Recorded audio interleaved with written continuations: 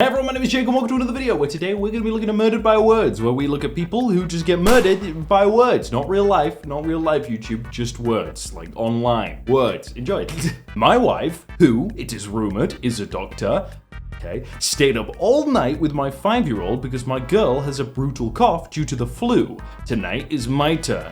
My wife then got up and went to work to care for her patients. That's feminism, not murdering babies outside the womb. Okay, where did that last bit come from? What? Huh? You're a podcaster. You probably should have done both nights. Yeah, I mean, I don't know their family situation, but I don't know where that last sentence came from. He could have probably just, let her sleep if she's a doctor. I caught my neighbor leaving his 12-year-old son home alone and he has not come back in 6 hours. Should I call Child Protective Services? At 5 years old, I was put on a John Deere tractor with a disc attached to and told to till the field. Dad said, "Don't run over the fence and don't drive into the woods or creek. Come find me when you run out of gas." At 12, my older brother and I, 10, were milking 15 cows 5 nights a week while my dad worked second shift in a factory and my mum was in the house taking care of our 4 younger siblings. Seems like we have made babies out of far too many kids today. Your neighbor's son will be just fine. You should stand up, be a neighbor instead of a pest, and tell the father the kid can call you or come over if any emergency arises. See, that's good, yeah. Sure, they'll be fine. It's 12, bro. When I was 12, I was fine by myself. I wanted to be at home by myself at 12. And then, just if you need anything, just come over. That's easy. The unpaid internships, the scraping up money to pay bills, the sleeping on couches, that's part of the journey to separate those who will make it and those who won't. Poverty is not a test of character, my dude. It's just poverty. You know what you get for surviving a day of poverty? Another one. And for that one, another one. Nobody's watching you from money heaven, tallying up all the hard work you did to make sure you'll be rewarded someday. Yeah, hard work requires luck. It does require a tiny bit of luck in order to increase. That if you're at 0, it's pretty hard, right? Satan conferences should not be protected by the First Amendment. Satan worship is not what the founders had in mind when they referenced the fruits of liberty. Go ahead and read the first sentence in the First Amendment. Take as long as you need. See, I never studied the First Amendment, but by just looking at these posts, I could probably repeat it. And yeah, I feel like, it should, Starbucks says, from first dates to engagements, from accidental meet cutes to lifelong friendships. Share a photo in the comments and tell us how Starbucks has played a role in your love story. Hey, here's a picture of me waiting for the unemployment line after Starbucks fired me for trying to organize a union. It's not really a love story, you're not playing the game right, but okay. Or maybe they met in the unemployment line, You never know. Thank you, Starbucks. Work extremely hard, never give up hope, and think outside the box, and you can own in one of these towns. I am one of the normal people, make a modest living, and bought last year in Valley proper. If there's a will, there's a way. I kind of understood that, kind of not. I love these meaningless nuggets of advice that dribble out of normal people's mouths. It's clearly self-serving and must soothe your ego to passively call out someone for not working hard enough. What is it in my statement that makes you think I don't work hard? Todd, keep working on your empathy. Keep up with your attempts to reach out to people in a convincing way. Maybe one day, just maybe, you will experience life without the ego, without the constant need for approval in the form of overpriced townhouses in an artificial town. I guess I will go eat some cake now. Again, the last sentence, I don't get it. I will go eat some cake? Sure. Wow. And it's a tree on top of a Tesla and it says Elon Musk liked. He's just like, yeah, someone's getting repairs done. That's more money for me.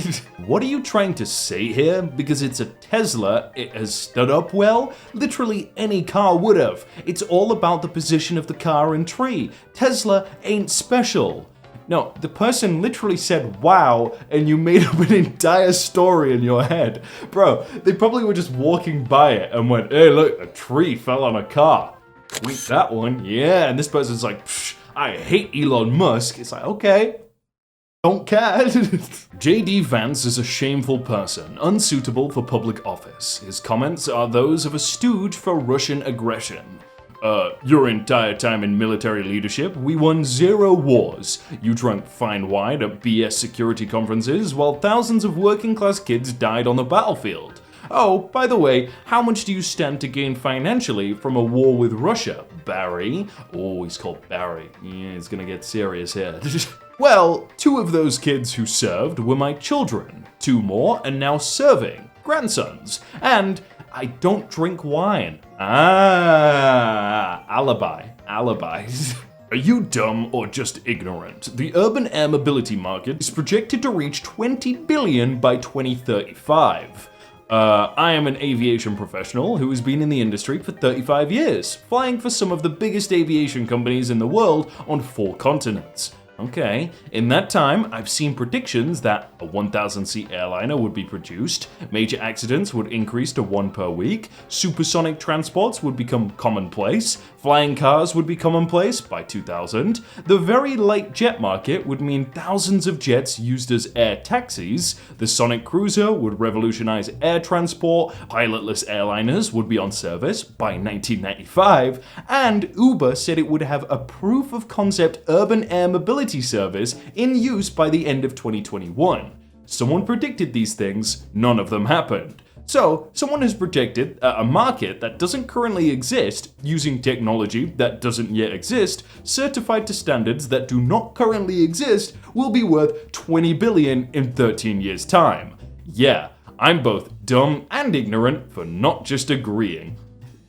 Yeah, I mean, the guy saying that he's an aviation professional, he could have just been making that up, but that just makes sense. People have a right to own private property, physical or digital, and they have a right to defend their access to their private property via brute force power. Okay, Bitcoin should be protected under Second Amendment. Aha. I'm gonna regret asking this, but do you think the Second Amendment includes a list of commodities you can, shoot people over?